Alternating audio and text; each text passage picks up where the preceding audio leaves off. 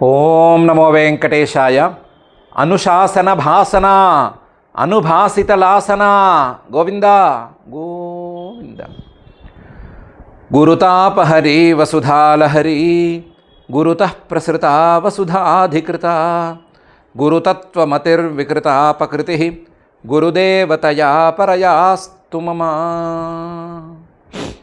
అని అఖిలాండకోటి బ్రహ్మాండ నాయకుడు దేవదేవుడు గురురూపి అయినటువంటి శ్రీ వెంకటేశ్వర స్వామి వారిని భక్తిగా ప్రార్థించుకుంటూ శ్రీశుకుల వారు ఉపదేశం చేసిన శ్రీమద్భాగవతం యొక్క అధ్యయన కార్యక్రమాన్ని మనం ప్రారంభించుకుందాము. యథాప్రకారం ప్రారంభంలో చదువుకోవలసిన ప్రార్థనా శ్లోకాలను మంగళవాక్యాలను చదువుకుని ఈ కార్యక్రమానికి మంగళాచరణం చేసుకుందాం. శ్రీ గురు ప్రార్థన.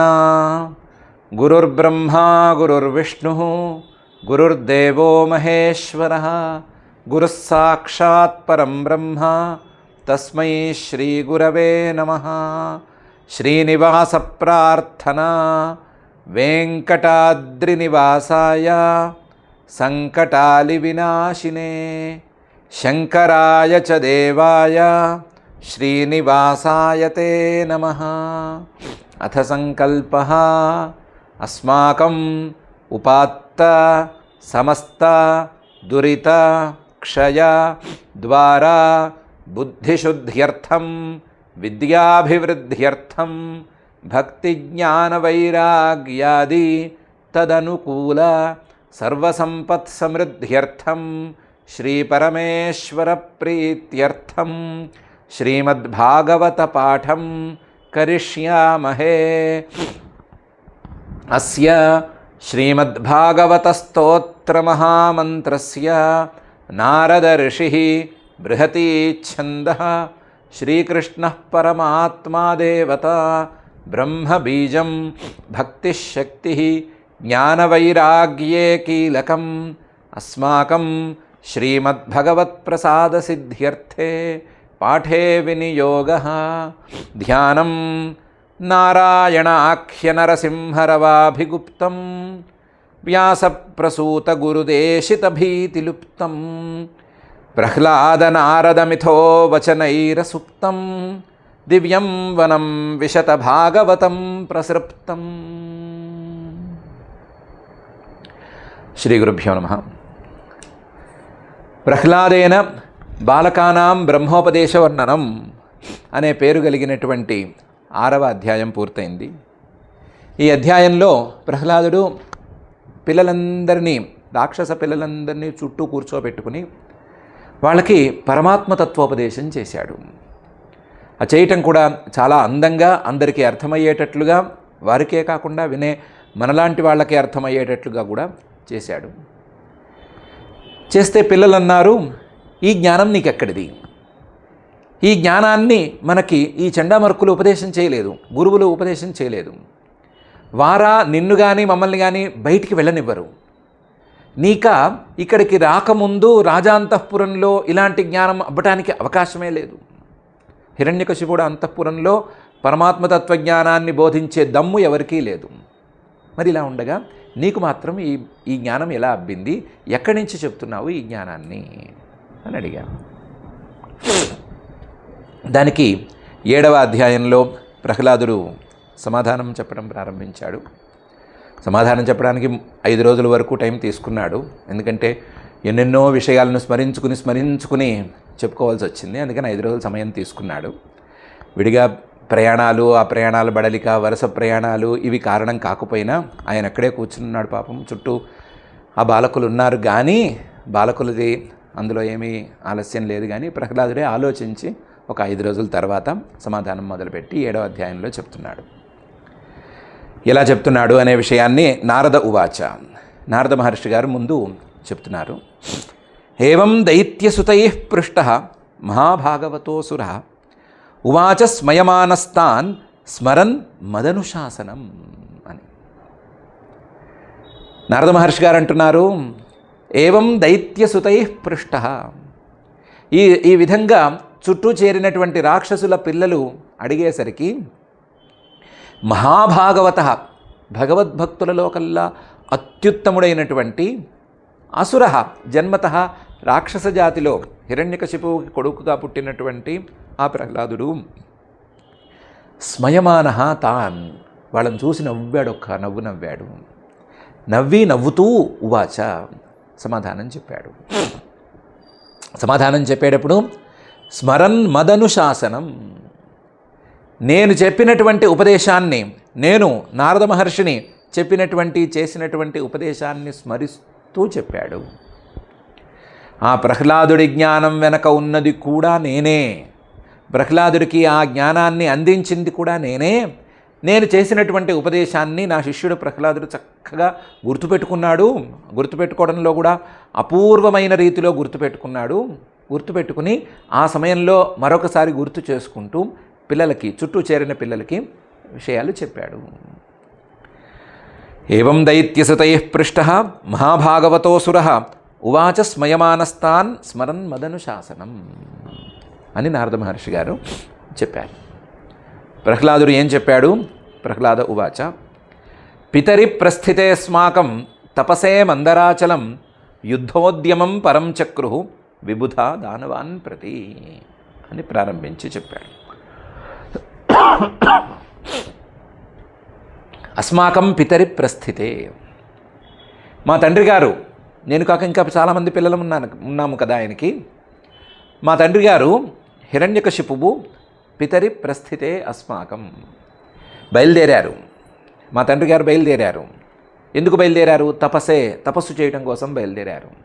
ఎక్కడికి బయలుదేరారు? మందరాచలానికి బయలుదేరారు. మందర పర్వతానికి తపస్సు చేసుకోవడానికి మా తండ్రి గారు బయలుదేరారు.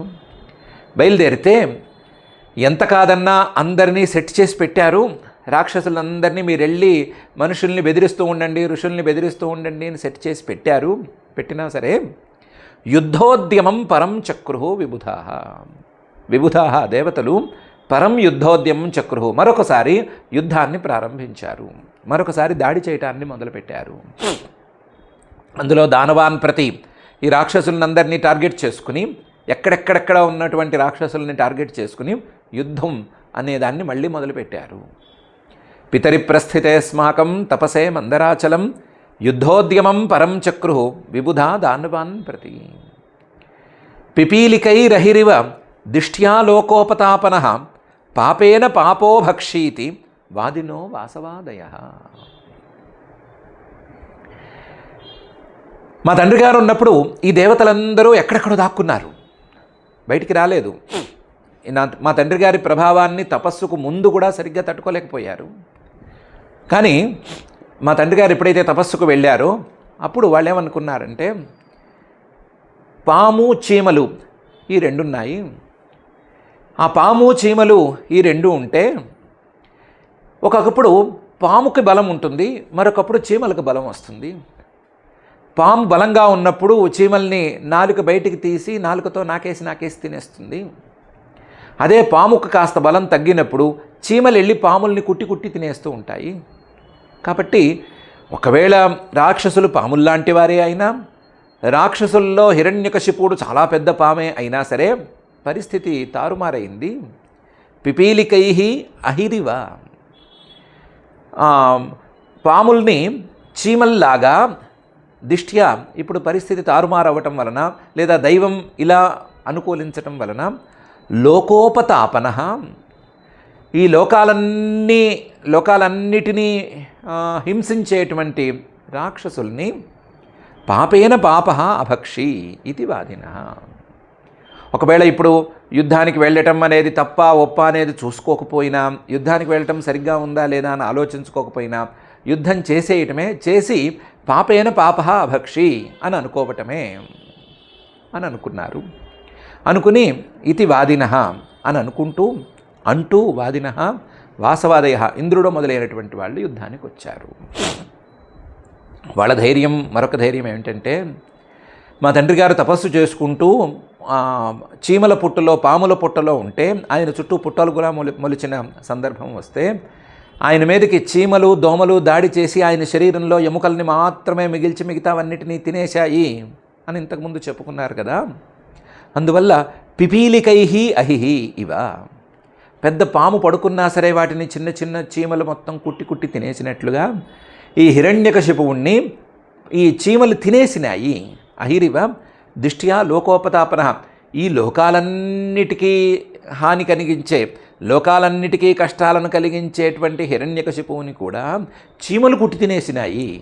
దిష్ట్యా, అది కూడా దైవవశాత్తు జరిగిపోయింది అని అనుకున్నారు. అనుకుని పాపేన పాపహ భక్షి, వాడి పాపమే వాడిని మింగేసింది అని అనుకుని మా తండ్రి గారు మళ్ళీ ఇంకా లేవరు అనేటువంటి నమ్మకంతో వాదినః, ఈ మాటే బయటికి చెబుతూ వాసవాదయ, ఇంద్రుడు మొదలైన వాళ్ళు మళ్ళీ యుద్ధాన్ని ప్రారంభించారు. పిపీలికైరహిరివ దిష్ట్యా లోకోపతాపనః పాపేన పాపో భక్షీతి వాదినో వాసవాదయ. తేషాం అతిబలోద్యోగం నిశమ్యాసురయూథపాః వధ్యమానాः సురైర్భీతాः దుద్రువ సర్వతో దిశం. ఈసారి యుద్ధంలో దేవతలది పై చేయి అయింది. తేషాం అతి బలోద్యోగం, వాళ్ళు బలాల్ని పుంజుకుని వచ్చారు. బలాల్ని పుంజుకుని ఉద్యమంగా మహాప్రయత్నంతో మీద పడ్డారు. దాడి గట్టిగా చేశారు. చేసేసరికి నిశమ్య, ఆ దాడిని చూసేసరికే వాళ్ళు మన మీదకి దాడికి వస్తున్నారు, వాళ్ళ బలం గట్టిగా ఉంది, వాళ్ళ ఉద్యమం, యుద్ధోద్యమం కూడా చాలా ప్రబలంగా ఉంది అనే విషయాన్ని చూసేసరికి లేదా వినేసరికే అసుర యూథపాహ, మా నాన్నగారు ఏర్పరిచినటువంటి ఈ రాక్షస సేనాధిపతులు అందరూ కూడా వధ్యమానాహ, వాళ్ళ మీదకొచ్చి ఇంకా యుద్ధాన్ని మొదలుపెట్టి దెబ్బలు కొట్టేసరికి భీతాహ, వాళ్ళు భయపడిపోయారు. వెంటనే భయపడ్డారు. మీద పడి దెబ్బలు కొట్టేసరికి భయపడ్డారు. దాంతో సురైర్భీతాహ, దేవతలంటేనే వీళ్ళకి హడలు పుట్టింది. దాంతో దుద్రువ సర్వతో దిశం, ఎక్కడ వారక్కడ ఏ దిక్కుకు పడితే ఆ దిక్కుకు పారిపోయారు. తేషామతిబలోద్యోగం నిశమ్యాసురయూథపాః వధ్యమానాः సురైర్భీతాः దుద్రువ సర్వతో దిశం. పుత్రమిత్రాప్తాన్ గృహాన్ పశుపరిచ్ఛదాన్ నావేక్షమాణాః త్వరితాః సర్వే ప్రాణపరీప్సవః. ప్రాణాలను అరచేతిలో పెట్టుకొని పారిపోయారు. ఆ పారిపోవటంలో కలత్ర భార్యలు ఏమయ్యారు, మేము గనక పారిపోతే మా భార్యలను రక్షించే వాళ్ళెవరు అనే ఆలోచన ఎవ్వరూ చేయలేదు. పుత్ర, పిల్లల్ని, పసిపిల్లల్ని అలా వదిలేసి పారిపోయారు. మిత్ర, వాళ్ళకి చాలా దగ్గర వాళ్ళు, ఆప్తులు వాళ్ళు ఉంటారు కదా, వాళ్ళని కూడా వదిలేశారు. మిత్రుల్ని, ఆప్తుల్ని, వాళ్ళని కూడా వదిలేశారు, పట్టించుకోలేదు. మా ప్రాణాలు మాకు దక్కితే చాలు అన్నట్లు పారిపోయారు. గృహాన్, ఇళ్లను పట్టించుకోలేదు. పశువుల్ని, ఇంట్లో ఉండే గొడ్డు గోదా వాటిని పట్టించుకోలేదు. పరిచ్ఛదాన్, ఇంట్లో వాళ్ళు కష్టపడి స్వర్గం నుంచి అక్కడి నుంచి ఇక్కడి నుంచి లూటీ చేసుకొచ్చినవి ఉన్నాయి కదా, వాటన్నిటిని కూడా పట్టించుకోలేదు, ఏమీ లెక్క చేయలేదు. నావేక్షమాణాః, ఏమీ చూసుకోలేదు. చేతిలో ఏముంది, అసలు సరిగ్గా బట్టలు కట్టుకున్నామా లేదా కూడా చూసుకోలేదు. త్వరితః, ప్రాణభయంతో త్వరగా, చాలా వేగంగా, నావేక్షమాణాస్త్వరితాః సర్వే ప్రాణపరీప్సవః, ప్రాణాలని ఎలాగైనా రక్షించుకోవాలి అని అనుకుని అందరూ పారిపోయారు. సేనాపతులందరూ పారిపోయారు. కలత్ర పుత్ర మిత్రాప్తాన్ గృహాన్ పశుపరిచ్ఛదాన్ నావేక్షమాణాస్త్వరితాః సర్వే ప్రాణపరీప్సవః. వ్యలుంపన్ రాజశిబిరం అమరా జయకాంక్షిణః ఇంద్రస్తు రాజమహిషీం మాతరం మమ చాగ్రహీత్. దీంతో సేనాపతులు పారిపోతే వాళ్ళ వెనకాల ఎలాగో భటులు కూడా పారిపోతారు కదా, వాళ్ళు పారిపోయారు. ఎక్కడి వాడక్కడ ఉన్న చోటు నుంచి పారిపోయి వెళ్ళిపోయారు. ఆయుధం పట్టినవాడెవడు మేమున్న ప్రాంతంలో లేడు. నేను కూడా అప్పటికి ఉన్నాను, కాకపోతే కడుపులో ఉన్నాను. మేమున్న ప్రాంతంలో ఆయుధం పట్టినవాడు, రక్షకుడు అనేవాడు లేడు. దాంతో ఈసారి దేవతలు రాక్షసుల్లాగా పనిచేశారు. వాళ్ళు ఏం చేశారు, వ్యలుంపన్ రాజశిబిరం, వాళ్ళు మా ఇంటి మీదకి దాడి చేశారు. ఇంటి మీదకి దాడి చేసి మా ఇంట్లో ఉన్నవన్నీ కూడా లూటీ చేశారు. వాళ్ళ స్వర్గం నుంచి లూటీ చేసుకొచ్చినవే కదా మేము, వాళ్ళు మళ్ళీ తిరిగి తీసుకెళ్లారు. తీసుకెళ్ళటాన్ని మా భాషలో వ్యలుంపన్, లూటీ చేశారు అని చెప్పుకోవచ్చు. వ్యలుంపన్ రాజశిబిరం. అమరాహ, దేవతలు ఇలాంటి పనులు చేయరు సామాన్యంగాను, కానీ ఈసారి చేశారు. జయకాంక్షిణ, వాళ్ళు గెలుపు కోసం రగిలిపోతున్నారు. గెలుపు కోసం రగిలిపోతున్న వాళ్ళు మా దగ్గర నుంచి అన్నీ ఎందుకు తీసుకుపోయారు అంటే, మా దగ్గర ఏ సంపద లేకపోతే మళ్ళీ మేము ఒకవేళ మా వాళ్ళందరూ తిరిగి వచ్చినా సరే యుద్ధాన్ని ప్రారంభించలేము అనే ఉద్దేశంతో ఈ పని చేశారు. జయకాంక్షిణ, గెలుపు ఈసారి మనదే అవ్వాలి, మళ్ళీ ఇంకోసారి రాక్షసులు మన మీద దాడి చేయకూడదు అనేటువంటి కాంక్షతో ఈ పని చేశారు. ఈ లోపల ఎప్పుడు చరిత్రలోనే జరగనటువంటి ఒక సంఘటన జరిగింది. ఏంటిది? ఇంద్రస్తు, సాక్షాత్తు దేవేంద్రుడే మా ఇంట్లోకి వచ్చేసాడు. ఆయన కూడా లూటీ చేయడానికి వచ్చినట్టే ఉన్నాడు. వచ్చినవాడు వచ్చినట్లుగా రాజమహిషీం మాతరం మమ చాగ్రహీత్.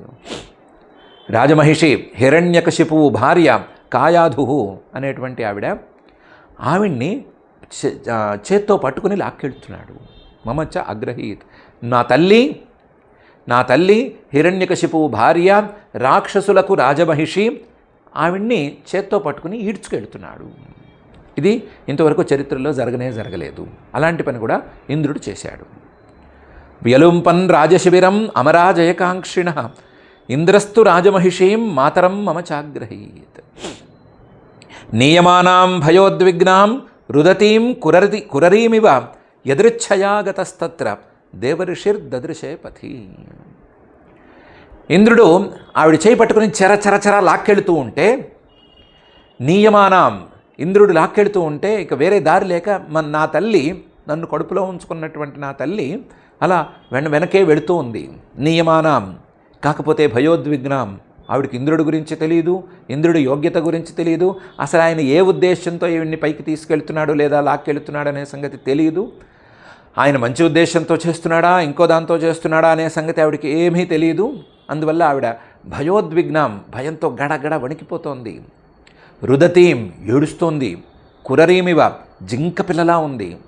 భయంతో కళ్ళ నీళ్లు పడుతూ ఉంటే జింక పిల్లలాగా ఇంకా చేసేదేం లేక నిస్సహాయురాలై ఆయన వెంట వెళ్ళిపోతోంది. నియమానాం భయోద్విగ్నాం రుదతీం కురరీమివ. ఇలా కొంత దూరం నడిచింది పథి. ఈ లోపల దారిలో యదృచ్ఛయ ఆగతస్తత్ర, యాదృచ్ఛికంగా అక్కడికి ఒక మహానుభావుడు వచ్చేశాడు. ఎవరైనా? దేవర్షి అయినటువంటి నారదుడు ఆయన వచ్చాడు. వచ్చి ఈ సంఘటనని చూశాడు. ఏమి సంఘటన? దేవేంద్రుడు, ఇంద్రుడంతటి వాడు, ఈ రాక్షస పత్నిని చేయి పట్టుకుని చరసరా లాక్కెళ్తున్నాడు. ఆవిడేమో ఏడుస్తోంది, పైగా గర్భిణి, నిండు గర్భిణి అవునో కాదో తెలియదు కానీ గర్భిణి, ఆవిడ ఏడుస్తోంది. కానీ చేసేదేం లేక ఆయన వెంట వెళుతోంది. ఇంద్రుడేమో ఇంకా ఏం పట్టించుకోకుండా ఈవిడ్ని చరచరా లాక్కెళ్తున్నాడు అనే సీన్ ఆయన చూశాడు. ఇంద్రస్తు నియమానాం భయోద్విగ్నాం రుదతీం కురరీమివ యదృచ్ఛయాగతస్తత్ర దేవర్షిర్దదృశే పథి. ఆ చూసినటువంటి నారద మహర్షి గారు ప్రాహమైనాం సురపతే నేతుమర్హస్యనాగసం ముంచ మహాభాగ సతీం పరపరిగ్రహం. చూసినవాడు వెంటనే ఇంద్రుడితో చెప్పాడు. ప్రాహ, గట్టిగా చెప్పాడు, గట్టిగా అధికార స్వరంతో చెప్పాడు. ఇంద్రుడా, మైనాం నేతుమర్హసి, ఈ హిరణ్యకశిపు భార్య కాయాధువుని నువ్వు తీసుకెళ్ళకూడదు. మైనాం నేతుమర్హసి, ఇలా చరచర లాక్కెళ్ళకూడదు. ఎందుకంటే సురపతే, నువ్వేమో దేవతలకు కూడా రాజువి, దేవతలకు రాజువి నువ్వు, ఇంద్రుడివి. అనాగసం, ఈవిడేమో ఏ పాపము ఎరగనిది. ఈవిడెవరు? హిరణ్యకశిపువు భార్య. ఒకవేళ శత్రుత్వం అనేది ఉంటే నువ్వు హిరణ్యకశిపువు చూసుకోండి, మధ్యలో ఈవిడ్ని ఎందుకు తెచ్చావు? మైనాం సురపతే నేతుమర్హసి అనాగసం. అందువల్ల ముంచ ఈవిని వెంటనే విడిచిపెట్టేసాయి. విడిచిపెట్టడానికి కారణం ఏంటి? మహాభాగా, నువ్వు చాలా గొప్పవాడివి, నువ్వు ఇలా పరస్త్రీలను పట్టుకొని లాక్కెళ్ళేటువంటి టైప్ కాదు. ముంచ మహాభాగా. దానికి ఈవిడ కూడా ఒక కారణమే. సతీం, ఈవిడ చాలా మంచిది, గొప్పది, ఈవిడిలో ఏ తప్పు లేదు. ఇది కాక పరపరిగ్రహం, ఈవిడ పరస్త్రీని నువ్వెలా తీసుకెళ్తావు? మిగతా రాక్షసులు లాక్కెళ్ళారంటే వాళ్ళు లాక్కెళ్తారు, నువ్వెలా తీసుకెళ్తావు? కాబట్టి నువ్వు ఇంద్రుడివి, ఈవిడేమో పరస్త్రీ, నువ్వేమో దేవతలకు కూడా రాజువి, ఈవిడేమో ఏ పాపమో ఎరగని మంచిది.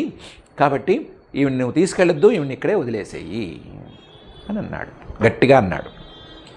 ప్రాహమైనాం సురపతే నేతుమర్హస్యనాగసం ముంచ మహాభాగ సతీం పరపరిగ్రహం అని.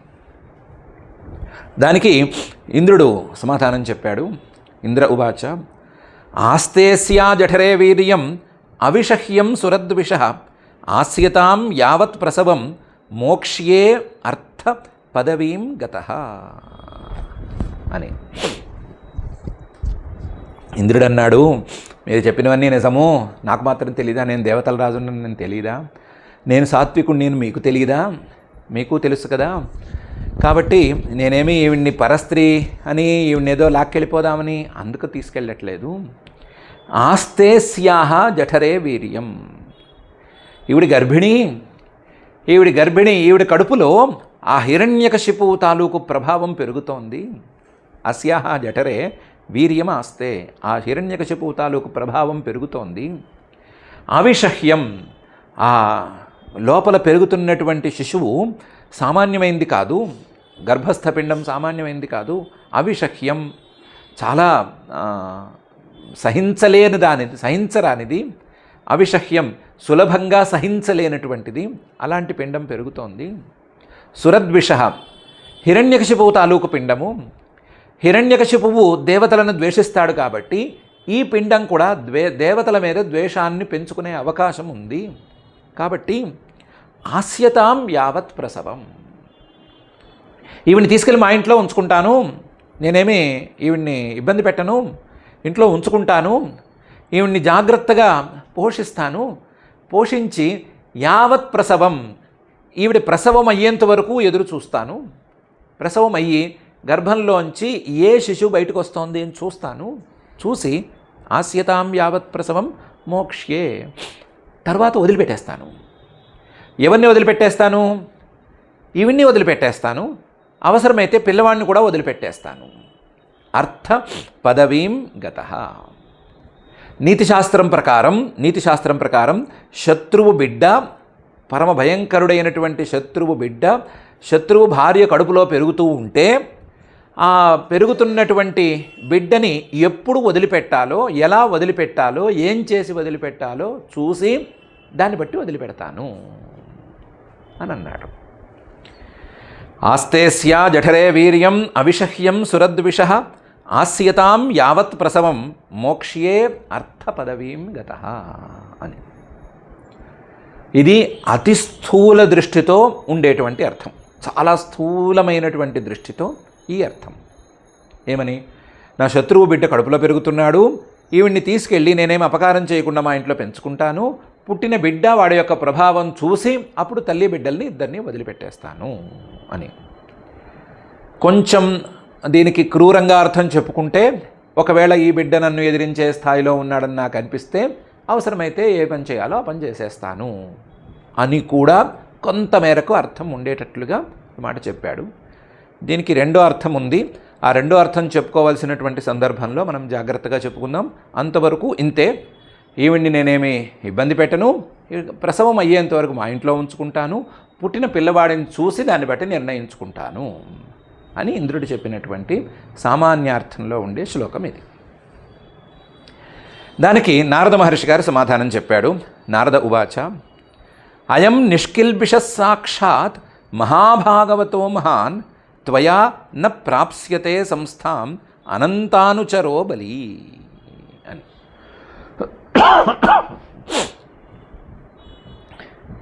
ఇంద్రుడేదో లోపల అభిప్రాయాన్ని పెట్టుకునే పైకి అర్థం వచ్చేటట్లు చెప్పాడు. నారద మహర్షి గారు కూడా లోపల అభిప్రాయాన్ని ఉంచుకునే పైకి ఒక అర్థం వచ్చేటట్లుగా సమాధానం చెప్పారు. అయం, నువ్వు ఎవరి గురించి మాట్లాడుతున్నావు? కడుపులో పెరుగుతున్న బిడ్డను గురించి మాట్లాడుతున్నావు. అయం, ఈ బిడ్డ నిష్కిల్బిష, ఏ పాపము ఎరగడు. నిష్కిల్బిష సాక్షాన్ మహాభాగవత, ఏ సందేహము లేని భగవద్భక్తులలో కల్లా అత్యుత్తమమైనటువంటి వాడు. ఆ విషయంలో ఏ సందేహమూ అక్కర్లేదు. సాక్షాత్ మహాభాగవత, అందులోనూ మహాన్, అందరికంటే కూడా చాలా చాలా గొప్పవాడు. అందువల్ల త్వయా న ప్రాప్స్యతే సంస్థాం, నువ్వు ఒకవేళ ఇతన్ని మట్టు పెడదామని అనుకున్నా, ఒకవేళ వీడు చాలా బలవంతుడు కాబట్టి ఇతన్ని నేను మట్టు పెడదాము అని అనుకున్నా సరే, త్వయా న ప్రాప్స్యతే సంస్థాం, నువ్వు అతన్ని ఏమీ చేయలేవు. నీ చేతుల్లో అతని మీద చిన్న గీత కూడా పడదు. ఎందుకు పడదు? అనంతానుచర, అనంతుడైనటువంటి ఆ పరమాత్మ యొక్క అనుచరుడితను. అనంతానుచర, అనంతుడైనటువంటి, ఏ విధమైన అంతము లేనటువంటి అనంత ప్రభావం కలిగినటువంటి పరమాత్మ యొక్క అనుచరుడు కాబట్టి బలి, అతని బలం నీ బలం కంటే చాలా పెద్దది. నువ్వు అతని మీద గీత కూడా గీయలేవు. కాబట్టి త్వయా న ప్రాప్స్యతే సంస్థాం, నీ చేతుల్లో అతనికి ఏమీ కాదు, నువ్వేం చేయలేవు. అతను నీకంటే ప్రభావవంతుడైనా, నిన్నేదో చేసేటువంటి వాడు అని నీకు అనిపించినా సరే అతన్ని నువ్వేం చేయలేవు. కాబట్టి నువ్వు అతన్ని విడిచిపెట్టేసేయి అని చెప్పాడు. అయం నిష్కిల్బిష సాక్షాత్ మహాభాగవతో మహాన్ త్వయా న ప్రాప్స్యతే సంస్థాం అనంతానుచరో బలి అని నారద మహర్షి గారు ఇంద్రుడితో అన్నాడు. ఇంద్రుడు లోపల ఒక అభిప్రాయంతో చెప్పాడు, నారద మహర్షి గారు లోపల ఇంకో అభిప్రాయంతో చెప్పారు. ఇద్దరూ పైకి మామూలు మాటలు మాట్లాడుకున్నట్లుగా ఉన్నారు. ఇంద్రుడేమో నేను చూసి పంపిస్తానన్నాడు, నారదుడేమో నువ్వు చూసేదేం లేదు, నువ్వు పంపించేదేం లేదు, ఇప్పటికిప్పుడు ఇక్కడికెక్కడ వదిలేసేయవలసిందే అని చెప్పారు. ఇతన్ని నువ్వేం చేయలేవు అని చెప్పారు. ఇత్యుక్తస్తాం విహాయేంద్ర దేవర్షేర్మానయన్ వచః అనంత ప్రియభక్త్యైన పరిక్రమ్య దివం యయౌ. తర్వాత ఏం జరిగిందంటే, ఇత్యుక్త, ఈ రకంగా నారద మహర్షి గారి వాక్యం విన్న వెంటనే, నారద మహర్షి గారు ఇలా చెప్పిన వెంటనే తాం విహాయ, వెంటనే ఇంద్రుడు ఆవిడ చేయిని వదిలేశాడు. ఇంద్ర మహేంద్రుడు, ఆయన దేవతలకల్లా చాలా గొప్పవాడు. ఇంద్ర పరమాత్మను దర్శించుకున్నటువంటి వాడు. ఇదం ద్రష్ట అని ఆయనకి పేరు, ఇదంద్ర అని అసలు ఆయనకి పేరు. ఇదంద్ర పరమాత్మను కంటికి ఎదురకుండా చూసినటువంటి వాడాయన, మహాజ్ఞాని. అందువల్ల ఇంద్ర దేవర్షేర్ మానయన్ వచః, దేవర్షి నారద మహర్షి గారు ఆయన యొక్క వాక్యాన్ని మానయన్ గౌరవిస్తూ అక్కడికక్కడ ఆవిడ్ని విడిచిపెట్టేశాడు. నారద మహర్షి గారు ఏం చెప్పాడు, ఈవిడ కడుపులో పెరుగుతున్నది మహాభాగవతుడు, భగవద్భక్తుల్లో కల్లా చాలా గొప్పవాడు అని చెప్పాడు కదా. అనంతానుచర, అనంతుడి యొక్క అనుచరుడు, బలి చాలా బలవంతుడు అని చెప్పాడు కదా.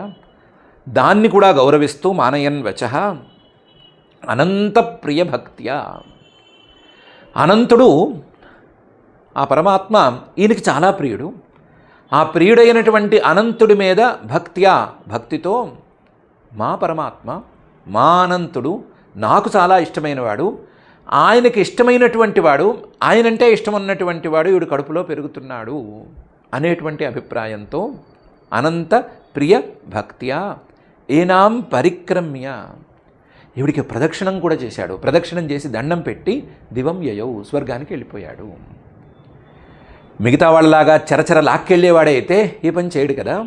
ఆ ఉద్దేశంతో చేయలేదు, వేరే ఉద్దేశంతో చేశాడు. ఎప్పుడైతే నారద మహర్షి గారు వదిలేసేయమన్నాడో, వదిలేసి అనంత ప్రియభక్త్యా, అనంతుడికి ప్రియుడైన వాడు కదా భక్తుడు అనేవాడు. అనంతుడు పరమాత్మ శ్రీహరి, ఆయనకి ప్రియుడు, ఆయన భక్తుడు. ఆయన భక్తుడంటే నాకు కూడా చాలా భక్తి అనేటువంటి అభిప్రాయంతో లోపల ఉన్నది మహాభాగవతుడు, కడుపులో ఉన్నది మహాభాగవతుడు అనేటువంటి ఉద్దేశంతో మా తల్లిగారికి ఒక ప్రదక్షిణం చేసి నమస్కారం చేసి దివం యయౌ, తన మానాన్ని తాను స్వర్గానికి వెళ్ళిపోయాడు. ఇత్యుక్తస్తాం విహాయేంద్రో దేవర్షేర్మానయన్ వచః అనంత ప్రియభక్త్యైనాం పరిక్రమ్య దివం యయౌ. తతోనో మాతరం ఋషి సమానీయ నిజాశ్రమం ఆశ్వాస్య ఇహ ఉష్యతాం వత్సే యావత్తే భర్తురాగమః అని నారద మహర్షి గారు మా తల్లిగారితో చెప్పాడు. తతః ఇంద్రుడు మా తల్లిగారిని విడిచిపెట్టేసిన తర్వాత నో మాతరం, మా తల్లిగారిని ఋషి దేవర్షి గారు నారద మహర్షి గారు సమానీయ నిజాశ్రమం, తన ఆశ్రమానికి తీసుకొచ్చాడు. ఆ దేవర్షి గారికి చెప్పుకోవడానికి ఆశ్రమం అంటూ ఏం లేదు. ఆయనకి అసలు నిలువ నీడ ఉండకూడదని దక్ష ప్రజాపతి గారు ఇంతకుముందే శాపం పెట్టారు. కానీ మా కోసం ఒక ప్రాంతాన్ని తన ఆశ్రమం కింద తాత్కాలికంగా ఉంచి, ఇది నా ఆశ్రమం మా తల్లి, నా ఆశ్రమంలో మీరు ప్రశాంతంగా ఉండొచ్చు అని చెప్పడం కోసం ఆయన ఆశ్రమం నారదాశ్రమం అని బోర్డు పెట్టి ఓ చోటుకి తీసుకొచ్చాడు. సమానీయ నిజాశ్రమం. అక్కడికి తీసుకొచ్చి ఆశ్వాస్య, నీకేం భయం లేదు, ఇంద్రుడు కాదు మరొకడు కాదు, ఎవరు ఇక్కడికి రాలేరు, ఇది నా ఆశ్రమం, నారద మహర్షి నా యొక్క ఆశ్రమం, దేవర్షి ఆశ్రమం, ఇక్కడికి ఎవ్వరూ రారు అని మా అమ్మగారికి ధైర్యం చెప్పాడు. ఆశ్వాస్య చెప్పడం మాత్రమే కాదు, ఇహ ఉష్యతాం, నువ్వు ఇక్కడే సుఖంగా ఉండు తల్లి అని అన్నాడు. వత్సే, నువ్వు నాకు పిల్లలాంటి దానివి, నువ్వు నా అమ్మాయివి, నేను నిన్ను రక్షిస్తాను, నువ్వు ఎంతవరకు ధైర్యంగా ఇక్కడ ఉంటావో నీకు కాపలాగా నేనుంటాను, ఎవరొచ్చినా సరే అడ్డుకుంటాను అని ధైర్యం చెప్పాడు. వత్సే, ఎంతవరకు ఉండమన్నాడు? యావత్తే భర్తురాగమః, నీ భర్త హిరణ్యకశిపువు ఎంతవరకు రాడో అంతవరకు నువ్వు ఇక్కడే ఉండు, నీ హిరణ్యకశిపువు భర్త వచ్చేంత వరకు నువ్వు ఇక్కడే ఉండు, ధైర్యంగా ఉండు, నేను నీకు రక్షణ కల్పిస్తాను అని ధైర్యం చెప్పాడు. తతోనో మాతరం ఋషి సమానీయ నిజాశ్రమం ఆశ్వాస్యేహోష్యతాం వత్సే యావత్తే భర్తురాగమః. తథేత్యవాత్సీత్ దేవర్షేః అంతి సాప్యకృతో అకుతో భయ యావద్దైత్యపతిః ఘోరాత్ తపసో నన్యవర్తత. దాంతో మా అమ్మగారికి ధైర్యం వచ్చింది. ఆ ధైర్యంతో తథేతి, అలాగేనండి మీ ఆశ్రమంలో ఉంటానండి అని చెప్పింది. అవాత్సీత్, మా తల్లిగారు అక్కడే నారద మహర్షి గారి తాత్కాలిక ఆశ్రమంలోనే నివాసం ఉండిపోయింది. దేవర్షి నారద మహర్షి గారి అతి సమీపంలో హాయిగా ఉండిపోయింది. సాపి అకుతో భయ, మా తల్లిగారు కూడా అకుతో భయ, ఎటువైపు నుంచి భయం లేదు, దేవర్షి గారు నాకు అండా అనే ఉద్దేశంతో ఉండిపోయింది. యావత్ దైత్యపతి ఘోరాత్ తపసో నన్యవర్తత. ఆ హిరణ్యకశిపువు గారు మా తండ్రి గారు ఘోరమైన తపస్సు నుంచి తిరిగి వచ్చేంత వరకు ఆ నారద మహర్షి గారి ఆశ్రమంలోనే ఉండిపోయింది అని ప్రహ్లాదుడు పిల్లలతో చెప్తున్నాడు. అయితే ముందుకు వెళ్ళే ముందు, ఇంకా పైన కథలోకి ప్రహ్లాదుడు చెప్పబోయే మాటల్లోకి వెళ్ళే ముందు, ఇంద్రుడంతటి వాడు ఈవిడ చేయి పట్టుకుని చరచరా ఎందుకు లాక్కెళ్ళాడు, లాక్కెళ్ళినప్పుడు నారద మహర్షి గారికి ఆయన సమాధానం ఏం చెప్పాడు, నారద మహర్షి గారి పై మాట ఇంకా ఏం చెప్పాడు, ఏమనుకుని ఇంద్రుడు వదిలేశాడు, ఏమనుకుని ప్రదక్షిణం చేసి దండ నమస్కారం చేసి వెళ్ళిపోయాడు, వీటన్నిటికీ కారణమేంటి అని వెతుక్కోవలసి ఉంది. ఇంద్రుడు తీసుకువెళ్ళటానికి నారద మహర్షి నువ్వు కాదు నేను తీసుకెళ్ళాలి అని చెప్పటానికి ఏమి కారణం ఉంది అని తెలుసుకోవాల్సి ఉంది. అంటే మనం ప్రహ్లాదుడి యొక్క పూర్వజన్మ వృత్తాంతాన్ని అతి సంక్షిప్తంగా ఒక్కసారి తరచి చూసుకోవలసి ఉంది. దాని ప్రకారం ఈ మాటలను అర్థం చేసుకోవాల్సి ఉంది. అది అర్థం చేసుకున్న తరువాత పై అడుగు మనం వేయవలసి ఉంది. కాబట్టి ఆ వృత్తాంతాలని తెలుసుకోవటం కోసం తాత్కాలికంగా ఇప్పటికీ ఆపుదాము. ఇప్పటికైతే ఒక చిన్న నిర్ణయం తీసుకుందాము. ఎవరైనా సరే అనంతానుచరః, అనంతుడైనటువంటి పరమాత్మకు అనుచరులుగా మారే మాట అయితే వాళ్ళకి బలం అనేది ఏమాత్రం తగ్గదు. అనంతానుచరో బలి, అనంతుడైనటువంటి పరమాత్మ యొక్క అనుచరులు ఎవరైనా సరే బలవంతులే అనేటువంటి మాటను మనం తీసుకుందాము. అనంతుడైన పరమాత్మకు అనుచరులు కాకపోతే, ఆ బలం గనక లేకపోతే పిపీలికై రహిరివ అనే మాట అవుతుంది. ప్రబలంగా ఉండేటువంటి పాము కూడా, పెద్ద పెద్ద కొండ చిలువలు లాంటివి కూడా, చాలా ప్రమాదకారులైనటువంటి పాములు కూడా, స్వతహా బలం తెచ్చుకున్నటువంటి, శారీరకమైన బలం తెచ్చుకున్నటువంటి పాములో మొదలైనవి కూడా చిన్న చిన్న చీమల్లాంటి వాటితో కూడా ఓడిపోయే రోజు ఒకటి వస్తుంది. ఒకరోజైనా అలాంటి రోజు వస్తుంది. కానీ అనంతానుచర, అనంతుడైనటువంటి పరమాత్మకు అనుచరులుగా ఉండేవాళ్ళు, ఆయన బలాన్ని తెచ్చుకునేవాళ్ళు నిరంతరం ప్రబలంగా ఉంటారు అనేటువంటి ఒక మెసేజ్ని మనం ఈ వృత్తాంతం ద్వారా పొంది మనం కూడా అలాంటి అనంతానుచరులకు వచ్చేటువంటి బలాన్ని సాధించేందుకు సమాయత్తమవుదాము. దానికి ప్రహ్లాదుడు చేయబోయే నారదోపదేశాన్ని ఒక మార్గదర్శకంగా తీసుకుని మనం కూడా అనంతానుచరులుగా మారిపోదాము. మనల్ని అలా అనంతానుచరులుగా మార్చవలసిందిగా, ఆయనకు అనుచరులుగా మార్చవలసిందిగా అఖిలాండకోటి బ్రహ్మాండ నాయకుడు దేవదేవుడు శ్రీ వెంకటేశ్వర స్వామి వారిని భక్తిగా ప్రార్థించుకుందాము. ఆ ప్రార్థనతో ఈరోజుకి పారాయణ కార్యక్రమాన్ని ప్రారంభించుకుందాము. అథ శ్రీమద్భాగవతే పారమహంస్యాం సంహితాయాం సప్తమస్కంధే సప్తమాధ్యాయే శ్లోకాః. నారద ఉవాచ ఏవం దైత్యసుతైః పృష్టో మహాభాగవతో సురః ఉవాచ స్మయమానస్తాన్ స్మరన్ మదనుశాసనం. ప్రహ్లాద ఉవాచ పితరి ప్రస్థితేస్మాకం తపసే మందరాచలం యుద్ధోద్యమం పరం చక్రుః విబుధా దానవాన్ ప్రతి పిపీలికైరహిరివ దిష్ట్యా లోకోపతాపనః పాపేన పాపో భక్షీతి వాదినో వాసవాదయః తేషామతిబలోద్యోగం నిశమ్యాసురయూథపాః వధ్యమానాసురైర్భీతాః దుద్రువుః సర్వతో దిశం.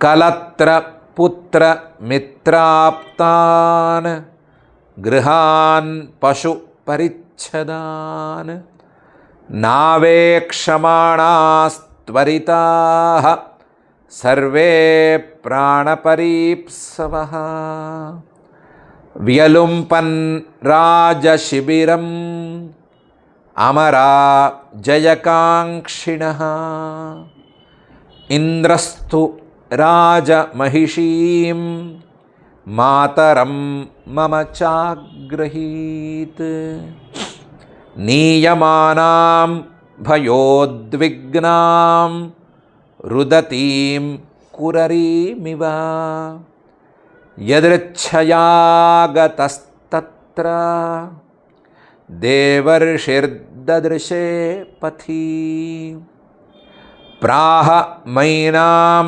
సురపతే నేతుమర్హస్య నాగసం ముంచ ముంచ మహాభాగా సతీం పరపరిగ్రహం. ఇంద్ర ఉవాచ ఆస్తే స్యా జఠరే వీర్యం అవిషహ్యం సురద్విషః ఆస్యతాం యావత్ ప్రసవం మోక్ష్యే అర్థపదవైం గతః. నారద ఉవాచ అయం నిష్కిల్బిషః సాక్షాత్ మహాభాగవతో మహాన్ త్వయా న ప్రాప్స్యతే సంస్థాం అనంతానుచరో బలీ. ఇత్యుక్తస్తాం విహాయేంద్రః దేవర్షేర్మానయన్ వచః అనంత ప్రియ భక్త్యైనాం పరిక్రమ్య దివం యయౌ.